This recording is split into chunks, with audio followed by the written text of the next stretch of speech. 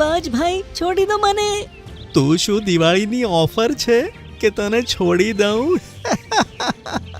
ચકલીની જિંદગી પણ કેટલી મુશ્કેલ છે હવે ખબર પડી. કદાચ હું એક સિંહ હોત તો કેટલું સારું હતું. એક જંગલમાં એક બારશિંગુ હરણ રહેતું હતું, જે હંમેશા કોઈને કોઈ વાતને લઈને પોતાની કિસ્મતને કોસતું રહેતું હતું. એક દિવસ તે જંગલમાં ખાવાનું શોધતું હતું અને તેના શિંગડા ગાઢ ઝાડીઓમાં ફસાઈ ગયા. અરે યાર, હવે મારા શિંગડાઓને કેવી રીતે નીકાળું? મારું તો માથું ફરી રહ્યું છે.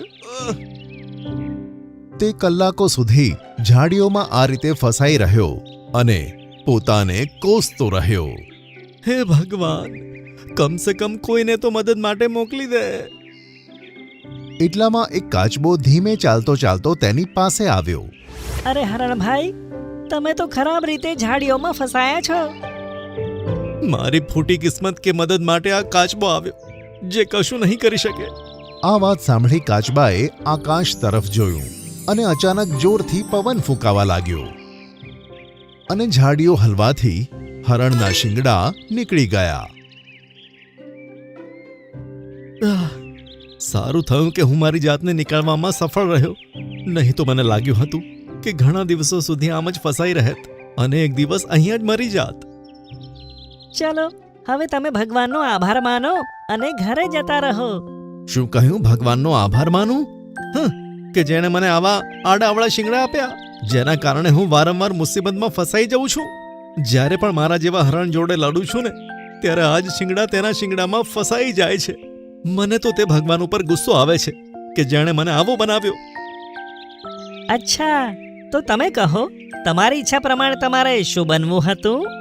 એક સુંદર ચકલી, હલકું વજન ઉડવા માટે પાંખો અને ખાવાનું પણ સરળતાથી મળી જાય છે. અને ચકલીની પાંખો આવી રીતે ઝાડીઓમાં ફસાતી નથી. સારું, તમારી આ ઈચ્છા જલ્દી જ પૂરી થશે. આમ કહીને તે કાચબો ધીમી ચાલ ચાલતો ત્યાંથી જતો રહ્યો. જતા જતા સારો મજાક કરી ગયો. ચલો હવે હું પણ મારી ગુફામાં જઈને સૂઈ જાઉં, માથું ઘણું દુખાય છે. આમ કહીને તે પોતાની ગુફામાં જતો રહ્યો. ત્યાં જ અચાનક તેણે જોયું કે ગુફામાં અંધારું છવાઈ ગયું અને તેને બહાર જવાનો રસ્તો પણ નહોતો મળી રહ્યો. અરે, અંધારું કેવી રીતે થયું? કોઈ બચાવ! ધીરે ધીરે તેનો શ્વાસ રૂંધાવા લાગ્યો અને તે બેભાન થઈ ગયો. ઘણા સમય પછી જ્યારે તેની આંખ ખુલી ત્યારે તેણે જોયું કે સવાર પડી છે અને તે કોઈ ઝાડની ડાળી પર બેઠું છે. અરે યાર, હું આટલા ઊંચા ઝાડ પર કેવી રીતે આવ્યો? આમ કહીને તેણે ધ્યાન આપ્યું તો તેનામાં ઘણા બધા બદલાવ આવ્યા હતા.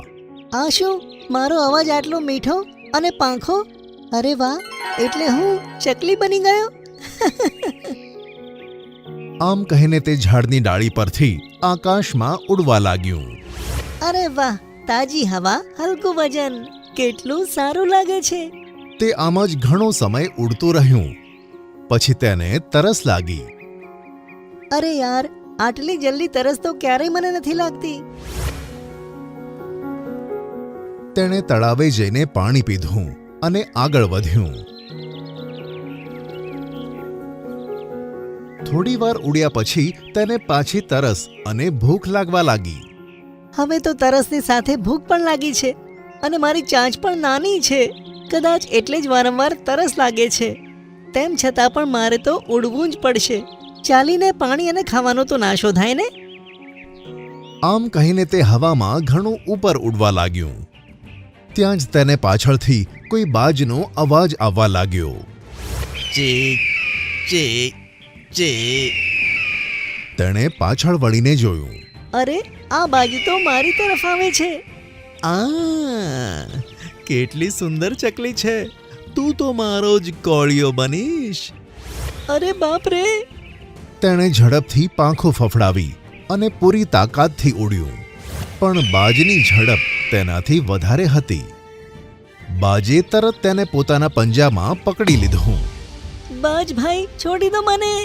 તો શું દિવાળીની ઓફર છે કે તને છોડી દઉં? ચકલીની જિંદગી પણ કેટલી મુશ્કેલ છે. હવે ખબર પડી, કદાચ હું એક સિંહ હોત તો કેટલું સારું હતું. ત્યાં જ તેને લાગ્યું કે તેનું વજન વધારે થઈ રહ્યું છે. અરે તું આટલી ભારે કેમ થઈ રહી છે? બાજ તેનું વજન સંભાળી ન શક્યો અને ચકલી તેની પકડમાંથી છૂટી ગઈ. પણ હવે તેની પાંખો ગાયબ થઈ ચૂકી હતી. અરે મારી પાંખો ક્યાં ગઈ? હું તો હવે નીચે પડીને મરી જઈશ. તેણે બૂમ પાડતા તેની આંખો બંધ કરી દીધી. તેને લાગવા લાગ્યું કે તેનો અંતિમ સમય આવી ગયો. ત્યાં જ તેને લાગ્યું કે તે નરમ મોટી ઘાસની ઉપર છે. તેણે આંખો ખોલી તો તેને લાગ્યું કે તે હવે સિંહ છે અને નરમ ઘાસ પર એકદમ સહી સલામત ઊભો છે. અરે વાહ, હવે હું તો સિંહ છું. જોઉં છું હવે કોણ મારી સાથે બાથવાની હિંમત કરે છે. તેણે જોરથી ત્રાડ પાડી. આ સાંભળી કોઈ પણ જાનવર તેની સામે ન આવ્યું. લાગે છે મારી ત્રાડ સાંભળીને બધા જાનવરો ડરી ગયા. હવે થયો હું તાકાતવર જાનવર. સિંહ રાજા, હવે સમય આવી ગયો છે કે તમે તમારી તાકાતનો ઉપયોગ કરો. આ સાંભળીને તેણે પાછળ જોયું તો જંગલના બધા જાનવર, વાંદરો, વરુ, હરણ, હાથી અને બીજા ઘણા બધા પશુ પક્ષીઓ આવેલા હતા. સિંહ રાજાની જય હો. તમે આમ બધા ભેગા થઈને મારી પાસે, શું તમે મારા માટે શિકાર લાવ્યા છો? મહારાજ, હવે તમારા ખાવાની વ્યવસ્થા ત્યારે થશે જ્યારે આ જંગલ સુરક્ષિત હશે. શું થયું જંગલને? જંગલને તમારી જરૂર છે મહારાજ. આપણું આખું જંગલ ગુલામ થવાનું છે. આ તું શું કહે છે? હા મહારાજ, પડોશના જંગલના શેરખાને તમારી ઉપર હુમલો કરવાનું નક્કી કર્યું છે. તેઓ હવે આ બાજુ જ આવી રહ્યા છે. તો તમે અહીં કેમ આવ્યા છો? જાઓ, જઈને જંગલની રક્ષા કરો. અમે એટલા માટે આવ્યા, તમે જંગલના રાજા છો. મુસીબત આવવાથી જંગલનો રાજા જ જંગલની રક્ષા કરે છે. આ સાંભળીને તે મનમાં ને મનમાં વિચારવા લાગ્યો કે સિંહ થવું પણ ખૂબ જ મુશ્કેલીનું કામ છે. સારું, હું લડીશ અને મારા જંગલની રક્ષા કરીશ. ત્યાં જ તેણે જોયું તો 3 સિંહો ઝડપથી દોડતા દોડતા તેની સામે આવ્યા. અરે આ શું 3 સિંહ? હા મહારાજ, તમારે આ 3 સિંહોને હરાવવાના છે. આ 3 મળીને તમને મારવા ઈચ્છે છે અને આ જંગલ ઉપર રાજ કરવા ઈચ્છે છે. અરે બાપરે, 3 સિંહો સાથે હું એકલો કેવી રીતે લડીશ? જંગલના બધા જાનવર એક તરફ થઈ ગયા અને સિંહે ચીસ પાડતા પોતાની આંખો બંધ કરી. આહ, કદાચ હું પાછું હરણ બની જાઉં તો સારું થાય. બીજા જાનવરોની જિંદગી તો મારા કરતા પણ મુશ્કેલ છે. તે 3 સિંહો તેની ઉપર હુમલો કરવાના જ હતા. ત્યાં બધું શાંત થઈ ગયું. તેણે ડરતા પોતાની આંખો ખોલી તો જોયું તો પાછો બારાશિંગુ હરણ બની ગયું હતું. હે ભગવાન, તને લાખ લાખ નમન કે જેણે મને ફરીથી બારાશિંગુ હરણ બનાવ્યું.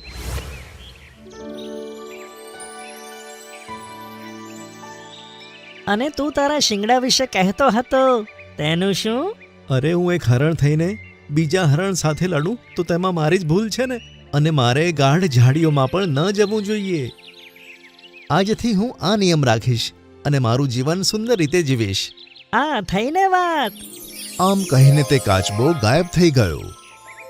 શિંગડાવાળું હરણ પણ સમજી ગયું કે તે કાચબો તેને ભગવાને જ મોકલ્યો હતો, તેને પાઠ ભણાવવા માટે. તે ખુશ થયો અને મસ્તીમાં આવીને ઝડપથી દોડવા લાગ્યું. ડ્રીમલેન્ડ જંગલમાં વાતાવરણ ખૂબ જ સરસ હતું. આજે તડકો નહોતો નીકળ્યો અને ઠંડી હવા ચાલતી હતી. વાહ, કેટલું સરસ વાતાવરણ છે. 50 ડિગ્રીની ગરમી સહન કર્યા પછી આવું વાતાવરણ અનુભવીને બહુ જ સારું લાગે છે. જ્યાં જંગલમાં બધા પક્ષીઓ ખૂબ જ ખુશ હતા, ત્યાં સોનું કબૂતર ખૂબ જ હેરાન હતો. અત્યારથી આટલા વાદળ અને ઠંડી હવાઓ, જો વર્ષા ઋતુ આવશે તો શું હાલ થશે? આમ વિચારીને તે ટીનુ ચકલી પાસે ગયો. અરે ટીનુ ચકલી, શું તારી પાસે આજે ખાવાનું છે? મારી પાંખો ખૂબ જ દુખાતી હતી એટલે હું ખાવાનું શોધવા ન જઈ શક્યો. માફ કરો કબૂતર ભાઈ, અમે તો અમારા અને અમારા બચ્ચાઓ માટે ખાવાનું શોધી લાવીએ છીએ અને ખાઈને સૂઈ જઈએ છીએ. એનો અર્થ છે તું એટલું જ ખાવાનું શોધીને લાવે છે જેટલો તું આજે ખાઈ શકે. કાલના ખાવાની તને કોઈ ચિંતા નથી. અરે ઓ સોનુ, મારી પત્નીને કેમ હેરાન કરે છે? કાલનું કાલે જોવાઈ જશે. અત્યારથી વિચારીશું તો સૂઈ પણ નહીં શકીએ. ચલો ડાર્લિંગ, સુવા જઈએ. સોનું કબૂતર આગળ કશું જ ન બોલ્યો અને તે ચિંકી મેનાની પાસે પહોંચ્યો. ચિંકી મેના, મને ખૂબ જ ભૂખ લાગી છે. તારી પાસે કંઈ ખાવાનું હશે? કબૂતર ભાઈ, તમે થોડા સમય પહેલા આવ્યા હોત તો તમને અમે અમારી સાથે જ ખાવાનું આપ્યું હોત, પણ હવે તો અમારું બધું ખાવાનું ખતમ થઈ ગયું. આ સાંભળી કબૂતર આગળ ચાલ્યું. આમ તે ઘણા બધાના ઘરે ગયો, પણ કોઈ તેને એવું ન મળ્યું કે જેને આવતીકાલની ચિંતા હોય. તે થાકીને તળાવને કિનારે બેસી ગયો અને ઊંડા વિચારમાં પડી ગયો. જંગલમાં જ્યારે વરસાદ આવશે અને ઘરમાંથી નીકળી નહીં શકાય તો આ લોકો શું ખાશે? કાલની ચિંતા જ નથી કરતા. વરસાદમાં મારા અડધા જંગલવાળા તો ભૂખ્યા જ રહી જશે. પછી હું એકલો જીવીને શું કરીશ? તેના મગજમાં આ જ વિચારો ચાલવા લાગ્યા. આમ તેણે કલાકોના કલાકો વિતાવી લીધા. ત્યાં જ તેની સામે એક દેવી પ્રકટ થયા. સોનું કબૂતર, તું આટલો હેરાન કેમ દેખાય છે? અરે, તમે તો કોઈ દેવી લાગો છો. પ્રણામ દેવી. તારા દુખી હૃદયની પોકાર એટલી વધારે હતી કે 7મા આકાશ પર બેઠેલી હું પોતાને અહીંયા આવવાથી રોકી જ ના શકી. બોલ, તારા દુઃખનું કારણ શું છે? દેવીજી, મારા જંગલના બધા પક્ષીઓ આરામની જિંદગી જીવી રહ્યા છે. થોડા દિવસોમાં વર્ષા ઋતુ શરૂ થશે. એની કોઈને ચિંતા જ નથી. વરસાદમાં જ્યારે અહીંયાથી નીકળવું મુશ્કેલ હશે તો આ લોકો ખાવાનું ક્યાંથી લાવશે અને કેમ જીવશે? બસ આ વાતની ચિંતા મને હેરાન કરે છે. આ સાંભળીને દેવીએ કંઈક વિચાર્યું અને બોલ્યા, જ્યારે તું અહીંથી તારા માળામાં જઈશ ત્યારે તને તારા ઝાડ ઉપર એક ખાલી ટોપલું જોવા મળશે. એક ખાલી ટોપલું? પણ તેનાથી સમસ્યાનું સમાધાન કેવી રીતે થશે? હવે દેવીએ સોનું કબૂતરના કાનમાં એક વાત કહી અને ગાયબ થઈ ગઈ. સોનું કબૂતર ખાવાનું શોધવા માટે નીકળી પડ્યો. ઘણું શોધવા પર તેને એક જામફળનું ઝાડ જોવા મળ્યું. સારું છે, એક ઝાડ તો મળ્યું. તેને થોડુંક જામફળ ખાધું અને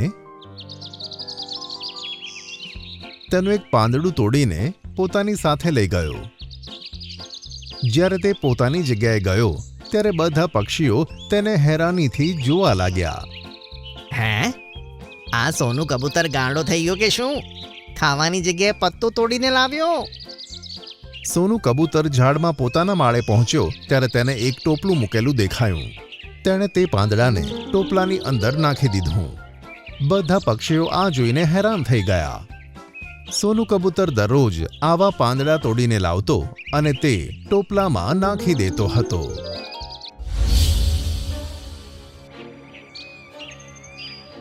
સોનું કબૂતર, મને તો લાગે છે ત્યાં ટોપલામાં 20 પત્તા તો ભેગા કરી લીધા, પણ આ પત્તા તું ભેગા કેમ કરે છે?